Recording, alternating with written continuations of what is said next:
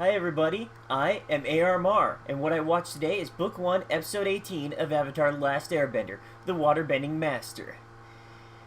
This was a really fun episode. First off, we start with seeing the majesty of the Northern Tribe, just how big their city is and how much more developed they are than the Southern Tribe. It comes as a bit of a shock for me, but I don't know, maybe 100 years ago the Southern Tribe was harder hit by the war than they were. They do imply that the Northern Tribe has way more waterbenders among them, and that's probably how they were able to stay so much more defended. It's also likely that when the Southern Tribes were first attacked, that maybe a lot of them, tried to get to the North Pole and immigrated there to avoid the Fire Nation.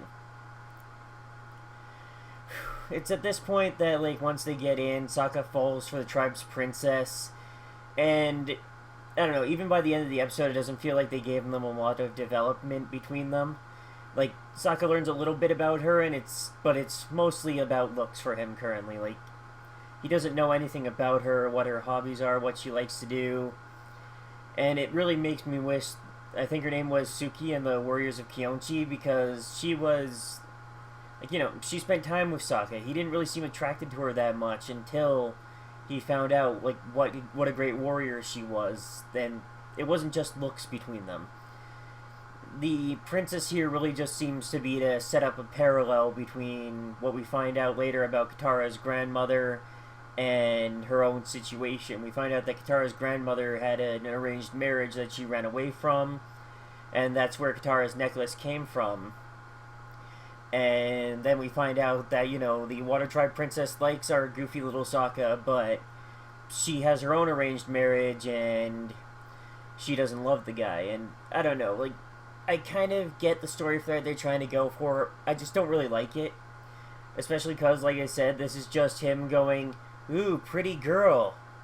He hasn't learned anything about her. He doesn't know her at all. He's just... Though admittedly, he does seem to want to spend time with her and get to know her.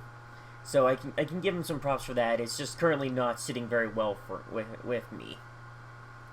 We get a lot of stuff with the Admiral intercut in here, where he's building up a force to attack the Northern Tribe, and it's all just so brief that I don't really feel like recapping it here. And then back at the Water Tribe, Aang immediately gets told, of course we'll teach you waterbending, Avatar.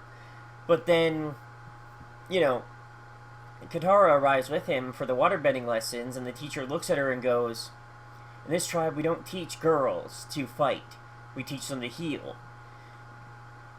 Feels a little weird to me because Katara's waterbending healing was in a very recent episode shown as a rare thing. It was addressed as something rare that was even not common around waterbenders. So maybe I misheard that, maybe I misread it, but it really felt like it was supposed to be a bit more of a special thing, not any waterbender can be taught it, but our tribe for some reason only teaches girls.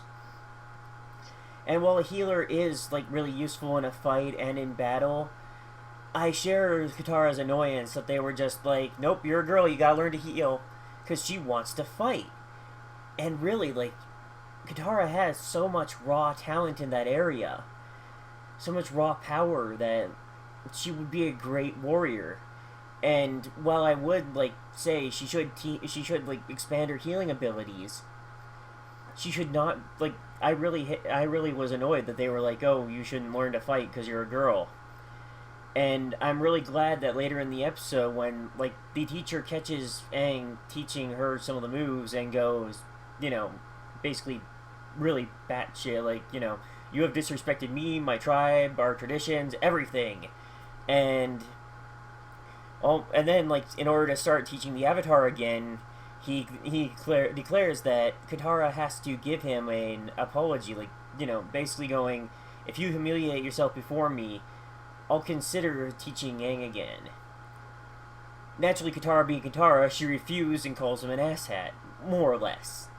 Which I really just love, because, this is Katara, through and through. She would not just bow down and kiss someone's feet, even to, as much as she loves helping people and she's there for Aang all the time, she has her pride, and she's not gonna just bow, kiss his feet, and go, oh, please forgive me. No, she challenged him to do a fight, and while the fight is extremely impressive, and I love how much ass Katara kicks in that fight, I mean, she ultimately loses because she is far less experienced, but she just pulls off some amazing moves. And I have only one small problem with that. Up to now, we haven't been shown Katara as a warrior that much. All the things we've seen her do on screen have been very basic. And then in this fight against this one guy, she's suddenly, like, flipping around and doing all these advanced moves, and to some degree, I'm willing to be like, okay, she's a bit of a prodigy. She's, like, you know, countering his movements. Like, she's seeing what he's doing and copying it as much as she can. But some of the stuff she does, the acrobatics and stuff like that, I'm like, no, that stuff has to be practiced. You don't just pull that out. You have to be, like, it takes a long time to train your body to move like that, especially without preparation and on a split second's notice. That said, it is a really awesome fight, and I'm glad that she essentially proves herself. In a bit of a twist, we find out that her necklace was carved by the cranky waterbending teacher, that he was her grandmother's betrothed that she ran away from all those years ago. And, you know, we get that little bit of a closing moment, and that was actually kind of cool. Like, I like how it wrapped around. And I do like that the next day it's shown that he has agreed to teach her because of how she proved herself. Like, Katara won what she wanted with her own hands, and hopefully has started, like, showing these guys that their traditions might be outdated, that girls can fight too, that they don't need to be, like, you know, that they shouldn't rely on their old traditions. Girls should be allowed to fight, boys should be allowed to heal, people should be allowed to choose their own paths. And on one final note, I really love the idea of these necklaces instead of rings to indicate an engagement. I'm not really, like, you know, I'm not really good with the whole arranged marriage thing, but I just thought the whole necklace thing, or, well, they're more like chokers, but still, I thought it was really unique, and I totally loved it. Y'all have a great day, and I'll see you next time.